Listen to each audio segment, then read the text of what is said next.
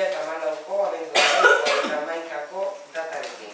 Aprobación se procede de la rectificación anual del inventario de bienes y derechos de la corporación referida al 31 de diciembre de 2014. Callao, Economía eta Ogasun Batzordean ikusi zen, este tema se trató en la Comisión Legislativa de Economía y Hacienda.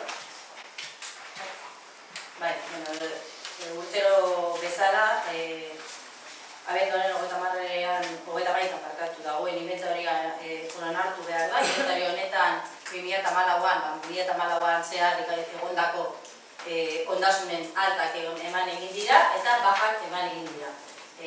Inventario hau berez konfirmatu egin da gure kontuekin, gure kontabilitatearekin eta datuak ados daude dokumentu batean eta bestean. Beraz, onera dakarkigu inventarioa onarpena izateko.